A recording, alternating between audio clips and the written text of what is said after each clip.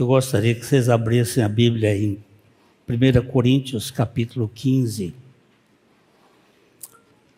Já falando assim, pela citação do texto, vocês sabem que eu não vou falar sobre Hebreus hoje. 1 Coríntios, capítulo 15, o verso... Eu vou ler os versos 22 a 24.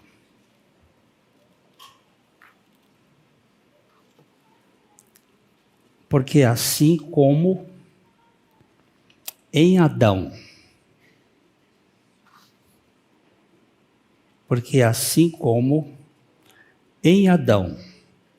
todos morrem, assim também todos serão vivificados em Cristo. Cada um, porém, por sua própria ordem. Cristo, as primícias, depois os que são de Cristo na sua vinda. Então, virá o fim, quando ele entregar o reino a Deus Pai, e quando houver destruído todo o principado, bem como toda a potestade e poder. Agora vamos ler em Mateus capítulo 24, versículo 14.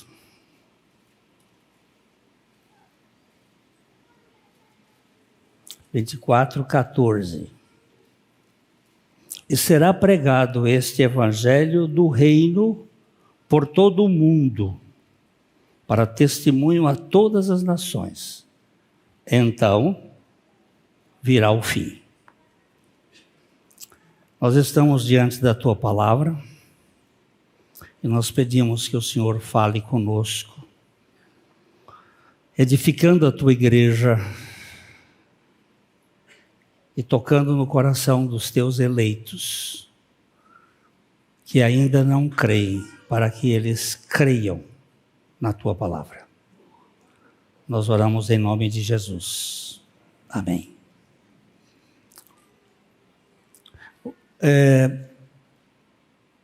De vez em quando uma pessoa me pergunta: pastor, o fim do mundo está próximo? Diante dos acontecimentos que nós estamos vivendo, será que estamos aí nos limiares do final dos tempos?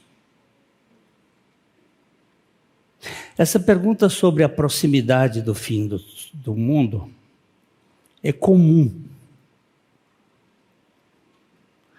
Já no primeiro século, tinha gente que parou de trabalhar porque acreditava que o Senhor viria logo.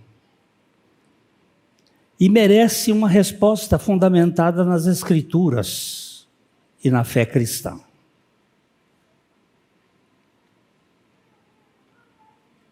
Houve um dia que houve um princípio. No princípio criou Deus os céus e a terra. Segundo alguns estudiosos bíblicos, essas 7 palavras no original hebraico, no princípio criou Deus os céus e a terra, contém toda a riqueza da palavra de Deus. São 7 palavras e 28 letras. E os estudiosos que gostam de numerologia chegam a precisões matemáticas a respeito da criação de Deus, da perfeição da criação de Deus.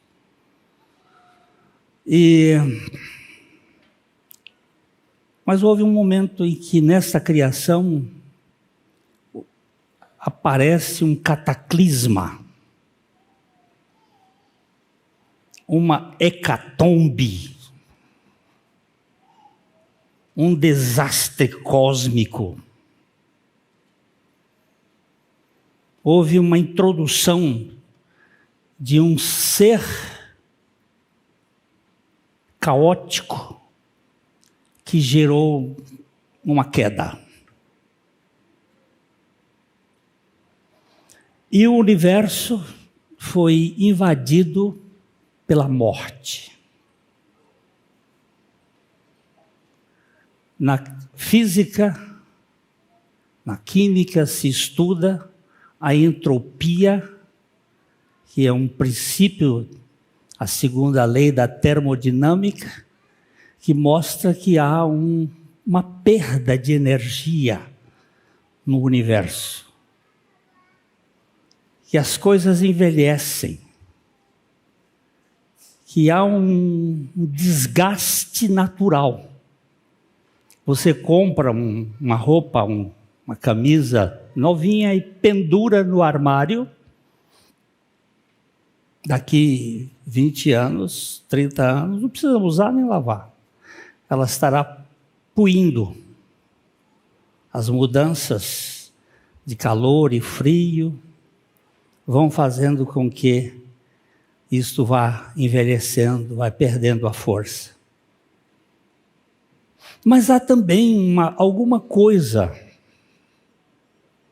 que nos aponta para uma regeneração. É onde aparece uma palavra no Evangelho de Mateus, capítulo 19, verso 28. Jesus, respondendo um problema que os discípulos estavam enfrentando por causa da questão do dinheiro, da riqueza, e Jesus deu esta resposta: em verdade vos digo a vós, os que me seguistes, quando na regeneração o Filho do Homem se assentar no trono da sua glória, também vós assentareis em 12 tronos para julgar as 12 tribos de Israel. E essa palavra aqui, paligenésia, ela aparece aqui com toda a sua ênfase, mostrando que existe uma regeneração de todo o cosmos. Tudo que envelheceu e envelhece será transformado. E haverá uma mudança nesse sistema caótico, caído, que nós vivemos. Então, eu tenho uma criação, uma queda e uma regeneração prevista. E nós estamos vivendo nesse tempo em que as coisas estão piorando. Porque com o passar do tempo, o envelhecimento vai chegando. Digo eu, neste caso, sou testemunho. As pernas não são mais as mesmas. O peso do corpo já é demais. Quando eu vou me levantar, eu tenho que reconhecer aquele velho adágio da minha terra. Coisa que pesa neste mundo é traseiro de velho. Como pesa. E as coisas vão ficando velhas. Mas, diante de uma regeneração, eu preciso não perder de vista a grandiosidade do que a palavra de Deus tem para nós. Em dois textos, eles aparecem com similitudes. Então virá o fim. Tem um fim para essas coisas. Então, a primeira coisa que eu preciso despertar aqui, para mim e para vocês, é reconhecer a incerteza do momento exato. Quando será isto? Nós não sabemos. Em Mateus capítulo 24, versículo 36, Mateus 24, 36,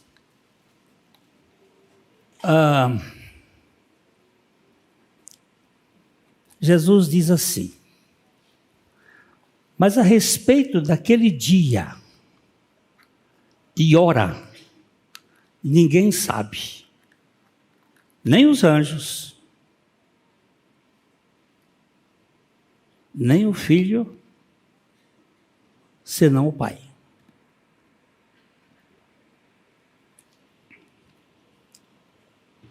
Nós não temos nenhuma informação maior do que esta. O Senhor Jesus. Ninguém sabe, nem o dia, nem a hora. Portanto, qualquer tentativa de prever datas específicas é contrária aos ensinamentos bíblicos. Nós já tivemos desastres históricos. Alguns teólogos, alguns profetas previram datas e essas datas não se cumpriram. Então, todo o pressuposto para esse assunto deve ser tirado de nossa mente. Contudo, nós precisamos estar atentos aos sinais dos tempos. Embora a hora exata seja desconhecida, a Bíblia descreve sinais que precederão o fim dos tempos, como guerras. Mas sempre houve guerra. Mas aqui há uma especificação de intensidade. Guerras, rumores de guerras. Desastres na terra. A terra vai ficar bêbada, cambaleando. Aumento da iniquidade. E tem um detalhinho que eu gosto, que o evangelho será pregado a todas as nações. E então virá o fim. O evangelho será pregado.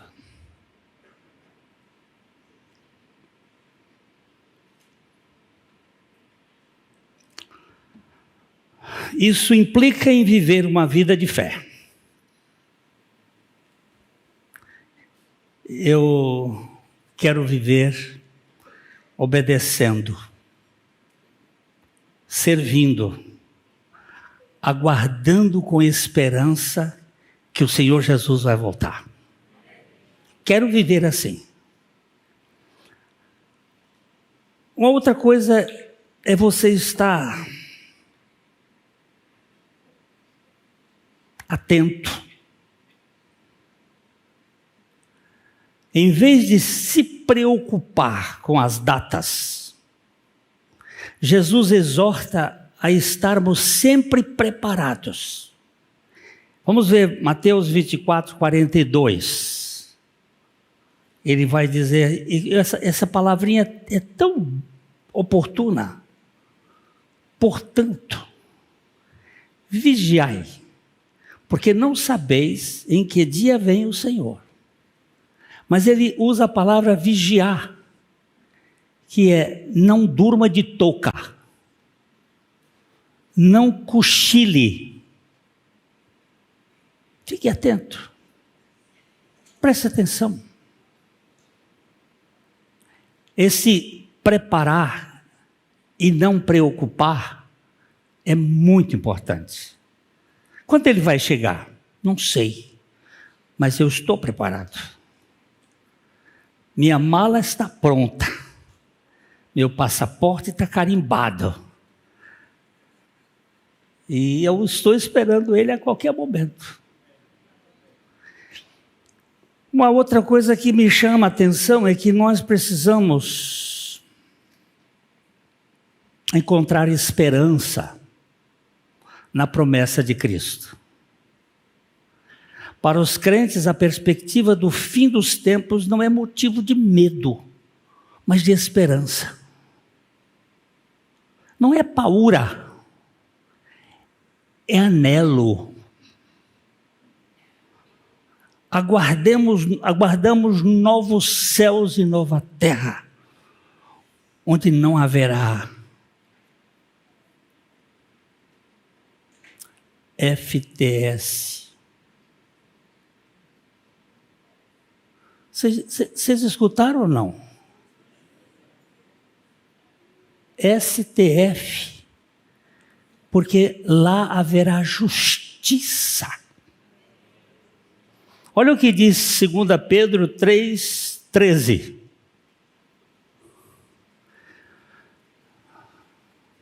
Segunda Pedro 3,13 diz assim: nós, porém, segundo a sua promessa, esperamos novos céus e nova terra, nos quais habita justiça. Oh, como eu aspiro por esse momento. Porque nós vivemos num mundo injusto, onde a injustiça é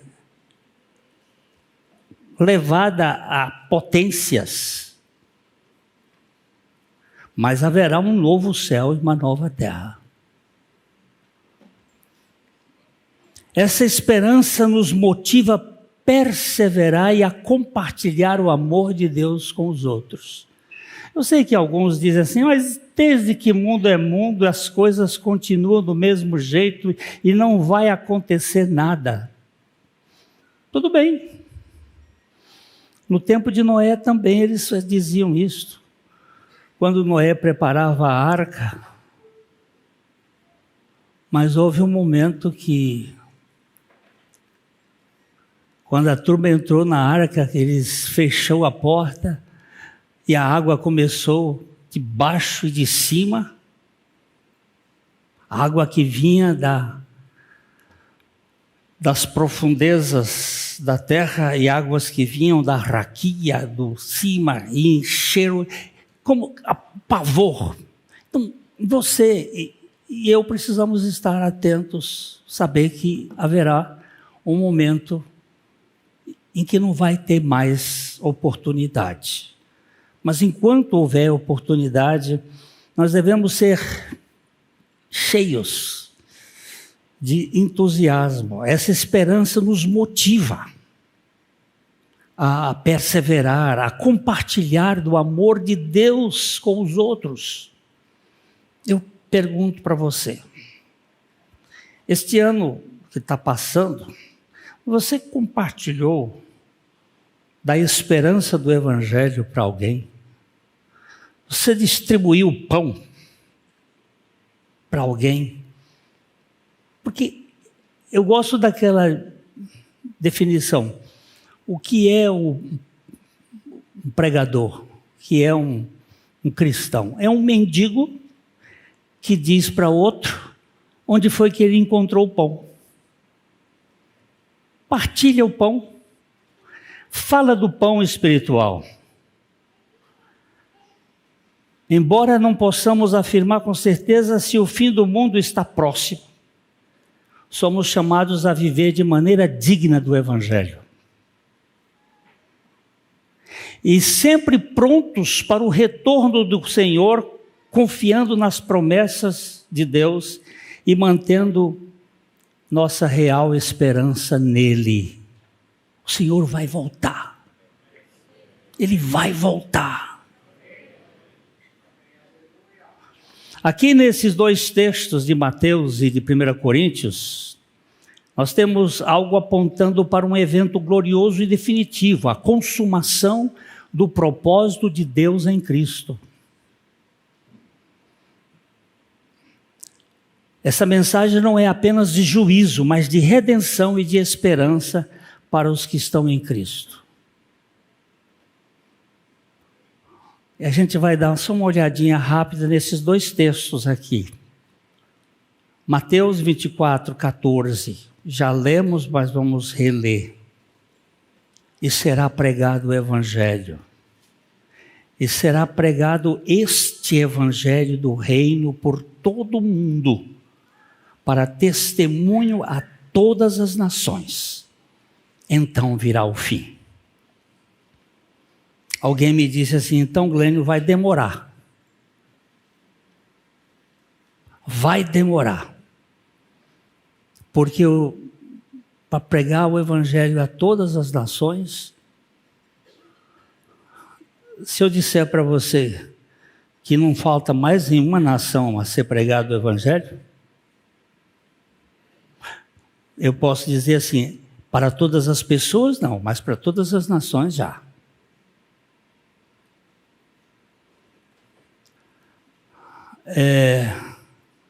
Mateus nos alerta para os tempos que não são arbitrários ou imprevistos. Tudo isso está vinculado à proclamação universal do Evangelho. Eu tenho um aplicativo aqui no meu telefone de rádios pelo mundo afora. Eu já fiz testes. Às vezes eu fico à noite em alguns pontos, eles têm, nesse aplicativo tem uns pontinhos onde estão as rádios. E eu aperto aquilo ali, lá no Paquistão. Não entendo nada. Mas quando eu aperto aqui na América Latina, eu ouço a pregação em várias rádios. Vou para a África e escuto em francês, em inglês. Quando falo uma língua tribal, eu não entendo. Mas eu vou vendo as rádios falando do Evangelho por todo o mundo. Há uma rádio chamada HCJB, que fica aqui no Equador, exatamente na divisa entre o hemisfério norte e sul. Essa rádio que está desde 1937, proclamando o Evangelho nas 3 ondas, curtas, médias e longas. E ali mais para cima, a transmundial. E em outros pontos, essas rádios têm trazido a proclamação do Evangelho de uma maneira maravilhosa. Pouca gente sabe, mas elas estão fazendo um trabalho de propagação da palavra de Deus. A HCJB, por exemplo, ela tem um impacto muito grande na época do comunismo na Rússia. Eles tentavam desbaratar as ondas e tinham engenheiros americanos que ficavam o tempo todo reconduzindo as ondas para que as pessoas não perdessem de vista. Quando eu morava no fim do mundo, em Corrente do Piauí, na minha infância, eu fui instruído muito pela HCJB, que chegava naquele rádio de vela, sempre e televisão, desse tamanho, e a gente tinha que colocar. Eu estou dizendo isso para vocês não serem, mas não foi pregado. Você é um preguiçoso que não prega, mas tem alguém que prega. Quando eu digo você, se você não entra nesse campo, você diz, não, eu não sou dos que, eu sou dos que pregam.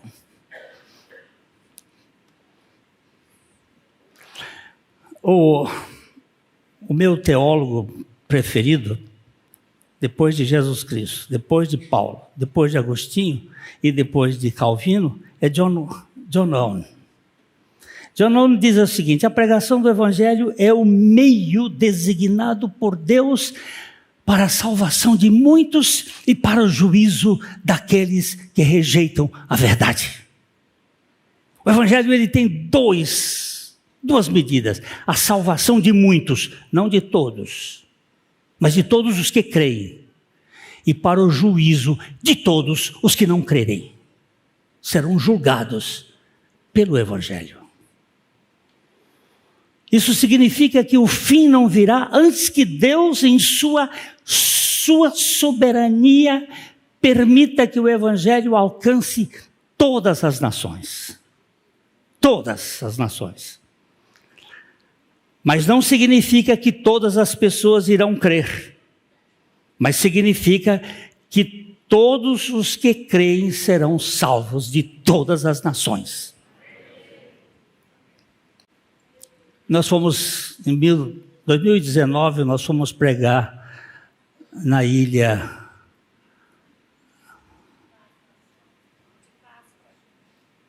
de Páscoa. Os meus irmãos lá em Paraguai devem estar escutando isso, pensando que eu esqueci de tudo, né? Lá na ilha de Páscoa.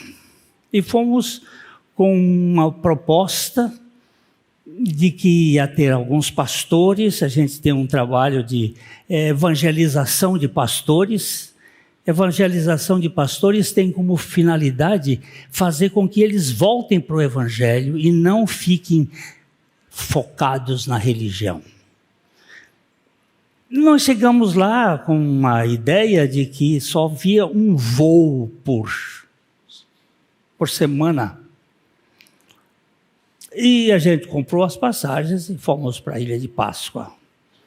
Mas chegamos lá, já no aeroporto percebemos que tinham 3 aviões por dia, mas as nossas passagens tinham sido compradas para voltar na quarta-feira depois, de uma quarta a outra.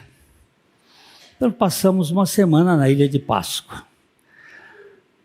E o grupo não tinha essa quantidade de pastores, tinha 2 ou 3. E uma igreja de umas 30 e 40 pessoas. E nós fizemos um congresso pregando a palavra. 3 dias depois, ficamos passeando, vendo Moai. Você sabe o que é Moai? Aquelas estátuas enormes de pedra. São mais de 900 Moai. Contei Moai até perder de vista. Tirei retrato com Moai de tudo quanto é jeito. Voltamos. E depois, em outubro, nós voltamos ao Chile. E o pastor de lá disse: o senhor sabe, uma semana depois que vocês estiveram lá, chegou um casal no aeroporto. E esse casal disse assim: nós viemos aqui procurar um pastor. Queremos conhecer o pastor aqui da terra. Aí, esse pastor da terra era o personagem da aduana principal. Aí eles indicaram para ele e disse: olha, nós viemos de Dubai. Chegamos hoje e vamos voltar amanhã. Estamos trazendo uma mensagem do Senhor para você. A mensagem que vocês ouviram aqui durante a semana passada, vocês continuem a pregar essa mensagem. Esta é a única mensagem que você deve pregar.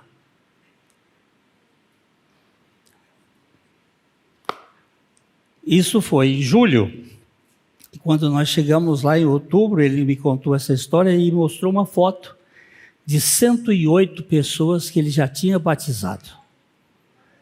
Nós não paramos de pregar essa mensagem.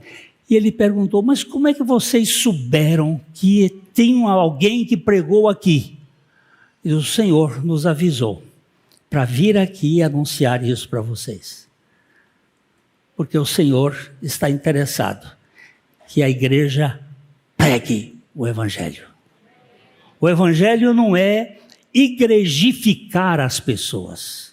O Evangelho é libertar as pessoas pelo poder de Cristo Jesus, da sua morte e ressurreição. E da nossa morte e ressurreição juntamente com Ele. Porque se não morrermos, se o grão de trigo caindo na terra não morrer, fica só. Mas se morrer, vai dar muito fruto. Insensatos. A semente não nasce se primeiro não morrer. Você não vai dar fruto se não morrer juntamente com Cristo. Isto é ponto pacífico. O Senhor está muito interessado. Eu estou ouvindo histórias de alguns irmãos de que há pregação nos países árabes de alguns personagens diferentes. Seriam anjos? Seria o Senhor? Não se sabe. Mas alguns casos de pregações de pessoas que têm ido pregar nesses lugares difíceis. Nós estamos sendo levados a anunciar o Evangelho. Eu vou fazer uma pergunta. Como eu posso contribuir para a expansão do reino de Deus? De 3 maneiras. Indo, orando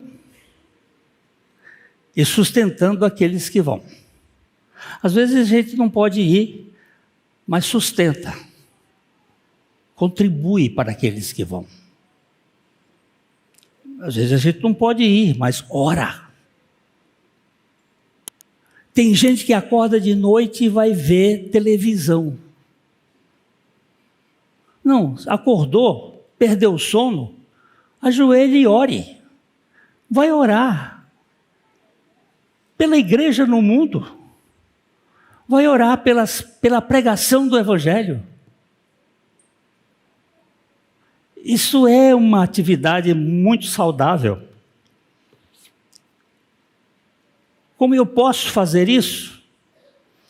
Ninguém aqui vai dizer eu não posso fazer nada. Se você pode não ir, você não tem um chamado, tudo bem. Mas você pode orar. E você pode contribuir. E você pode escrever carta para aqueles que estão... Carta hoje não, Glênio, é e-mail. Mensagem de WhatsApp para esses que estão lá no mundo da pregação. Pregar o Evangelho é uma responsabilidade, um privilégio de todos, conforme o Senhor Jesus Cristo nos disse na grande comissão. Ide por todo mundo, pregai o Evangelho a toda criatura. Nós temos esse dever. Eu vou dar aqui 8 características bem ligeirinhas. A primeira delas, para cumprir essa missão de forma eficaz, primeiro é viva o Evangelho. Sua vida deve refletir a vida de Cristo. Viva o Evangelho. Para vivermos o Evangelho, nós precisamos morrer e Cristo viver em nós. Não sou eu mais quem vive, é Cristo que vive em mim. Uma conduta cristocêntrica pode despertar nos outros o desejo de conhecer a fé que você e eu professamos. Puxa vida, olha essa pessoa. No trânsito, deu uma briga lá, um negócio, uma batida, e você desce. Eu vou contar uma historinha de uma moça que eu fui jantar na casa dela em São Paulo, há algum tempo. Ela ia indo em São Paulo, veio um carro e bateu no carro dela. Ela saiu, o rapaz saiu, ela olhou e disse, viu o que você fez no carro de Deus? O rapaz olhou e disse, como é? Olha o que você fez no carro de Deus. Carro de quem? De Deus. Como de Deus? Esse carro não é seu? Não, eu sou só mordoma. Esse carro não é meu. Encosta aqui, menina, que eu quero escutar essa conversa. Aí bateram um papo ali, e disse, vai mandar consertar o carro. Dali saiu para jantar, e eu jantei na casa deles. Ela ganhou um carro novo, ela ganhou um homem para Cristo, e ela ganhou um marido. Numa batida de trânsito. Você sabe o que significa isso? A vida de Cristo. A vida de Cristo faz a diferença. Viva! Evangelho não é conversa, não é linguagem. A segunda coisa é, estude as Escrituras. Dedique o estudo da Bíblia para compreender plenamente a mensagem que irá comunicar. Leia a palavra, estude a palavra. Não fale de religião, fale de Jesus, fale de Cristo. Ore por direção. Senhor, me dá alguém para eu falar essa semana. Deus tem me dado. Deus tem me dado. Eu às vezes sou impreciso, mas Ele tem me dado para que eu relate do Evangelho. Compartilhe seu testemunho. Relate experiências pessoais de como Deus tem feito em sua vida. Testemunhos autênticos podem inspirar e encorajar outros a buscarem um relacionamento com Cristo. Ame o próximo. Ame as pessoas a quem Deus ama. Demonstre amor genuíno pelas pessoas. Tenha compaixão, empatia.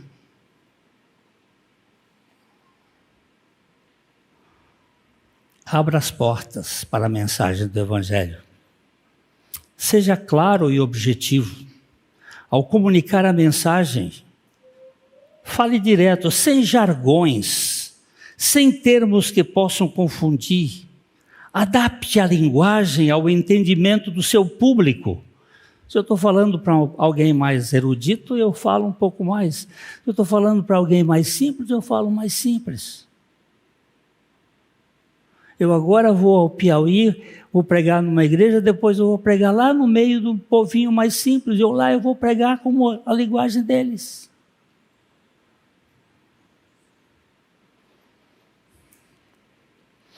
Mantenha-se humilde, reconhecendo que é apenas um instrumento nas mãos de Deus e que depende do Espírito Santo para alcançar os corações. É o Espírito que vai fazer.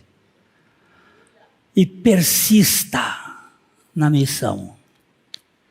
Vai pregando, mesmo diante dos desafios e rejeições. Continue firme na missão de pregar o Evangelho, confiando que Deus está operando através do seu esforço. O pastor Abuchaim me ensinou muito. Uma vez ele estava pregando aqui um Moarama, e na rodoviária, dando folheto para um, para outro. Aí ele foi dar o folheto para uma pessoa e ele disse assim, eu não quero essa porcaria não. E o pastor disse, Jesus já previu isto. E foi embora. Foi dar para outro. Ele disse, ô moço, por que Jesus previu isso? Ele disse, eu sei lá, talvez para o diabo não ficar sozinho no inferno. O homem disse assim, espera aí. Aí o pastor Abuchaim gastou um tempo com ele, falando do Evangelho, e o homem se tornou mais acessível. Ele tinha muita sabedoria para falar com aquelas pessoas que precisam conhecer do Evangelho. Persista. Uma outra coisa que o nosso tempo está indo embora, mas eu quero dizer uma outra coisa aqui. Em 1 Coríntios capítulo 15, verso 24,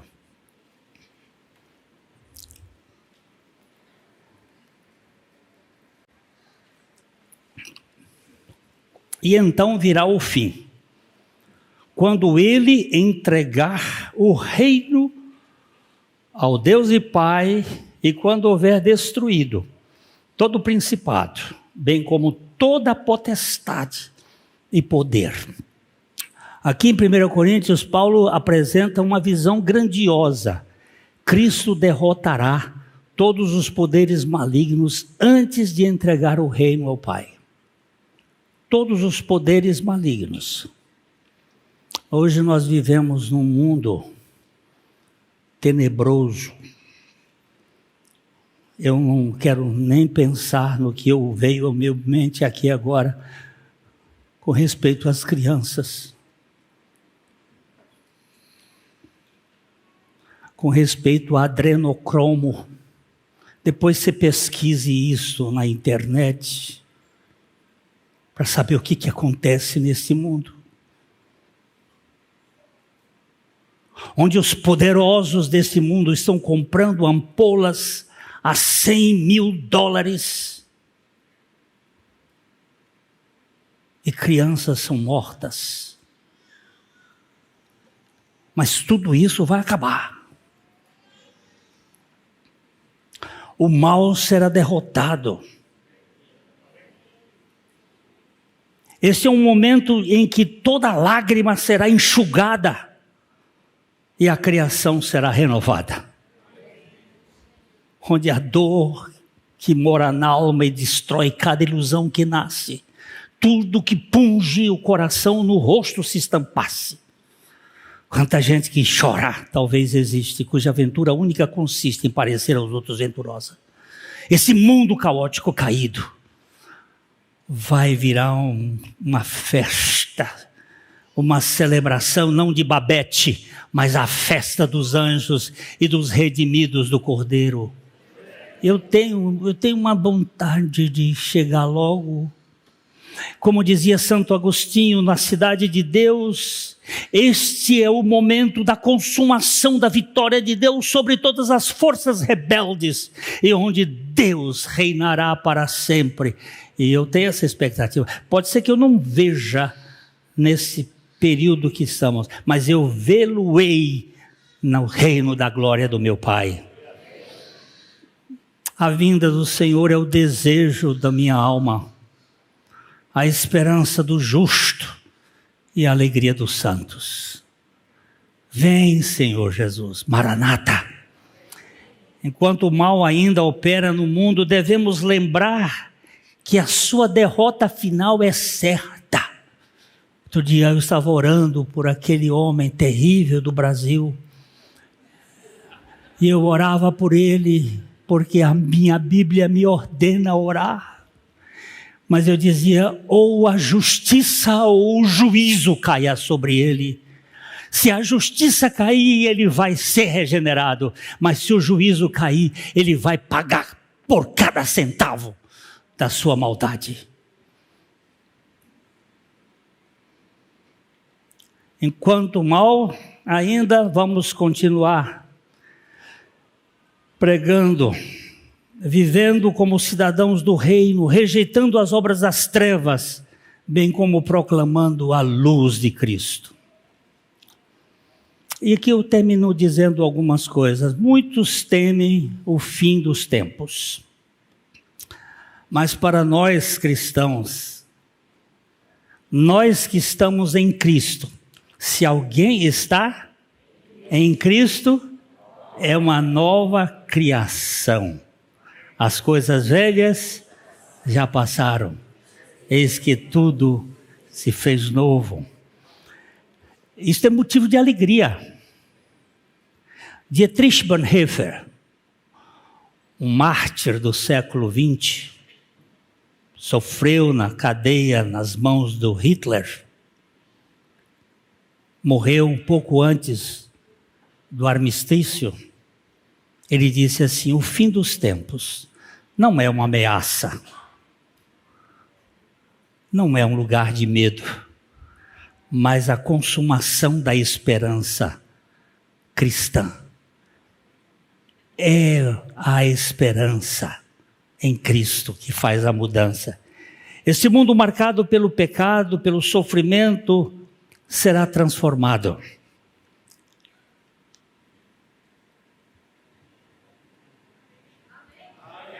Uau, povo!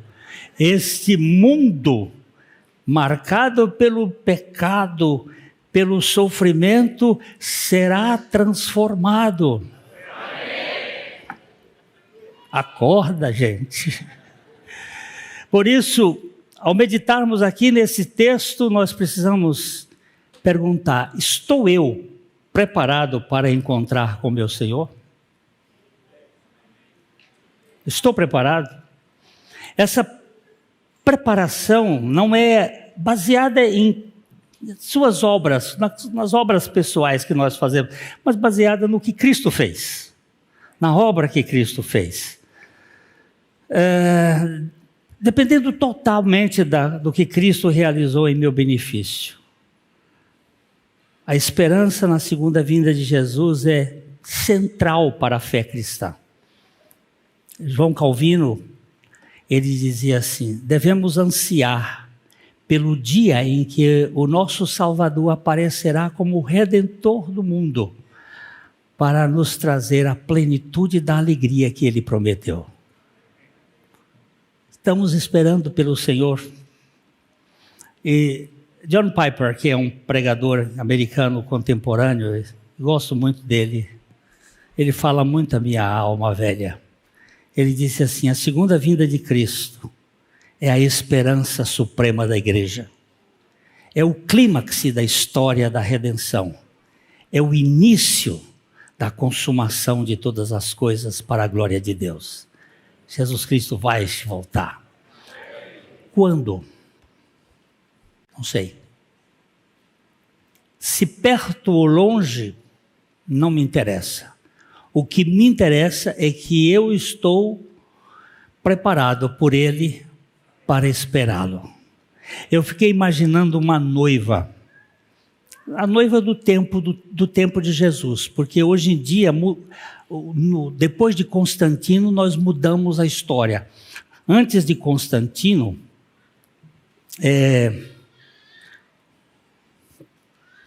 a noiva esperava o noivo. Porque é exatamente a figura de Cristo da igreja. Hoje é o noivo que espera a noiva. Eu já fiquei com um noivo esperando uma noiva 2 horas e tantos minutos num sol quente aqui em Londrina, e essa bendita não chegava. Quando ela chegou, eu estava suado. Mas no tempo de Jesus, era a noiva que esperava o noivo. Essa mudança parece boba, mas ela é central. É que a igreja ficou mais importante do que Cristo. É uma mudança teológica. A noiva é o centro de todo o casamento. Vem toda emperequetada, linda de morrer, o paspalho fica lá. Isso mudou o conteúdo teológico da história. Mas eu fiquei pensando assim, uma noiva esperando o noivo, como no tempo de Jesus. Os convidados já chegaram, todos estão lá.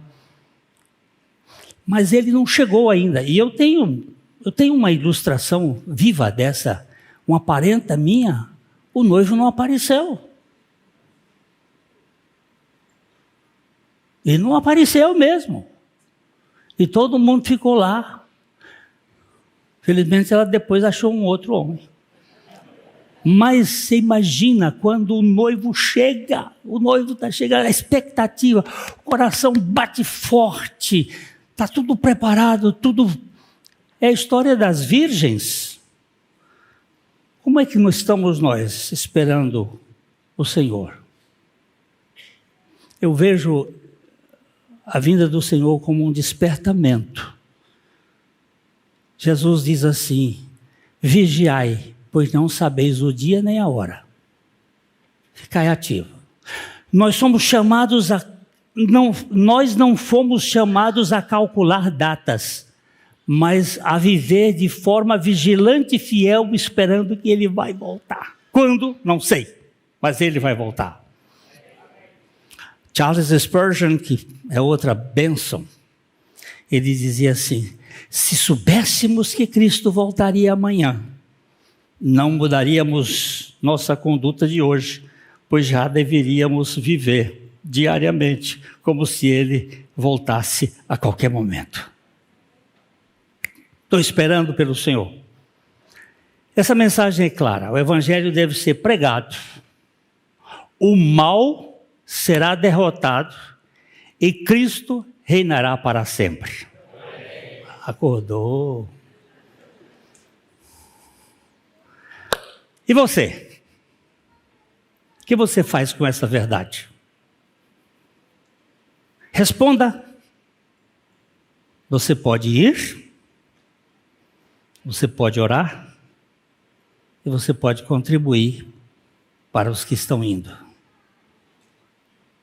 Mudamos o ano de 25, os prognósticos não são lá muito bons, mas nós não estamos olhando prognósticos, nós estamos olhando para Jesus.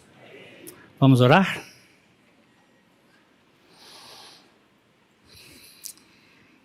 Senhor, desperta-nos para a urgência do Teu reino. Nós não sabemos quando o Senhor vai voltar, mas sabemos que o Senhor vai voltar. Ajuda-nos a pregar o Teu Evangelho e a viver em santidade e a esperar ansiosamente pela Tua volta. Que cada dia seja realmente preparado para esse dia glorioso, quando todas as coisas serão consumadas em Ti. Nós estamos esperando por Ti. Ó dia, que dia glorioso será quando o Senhor voltar.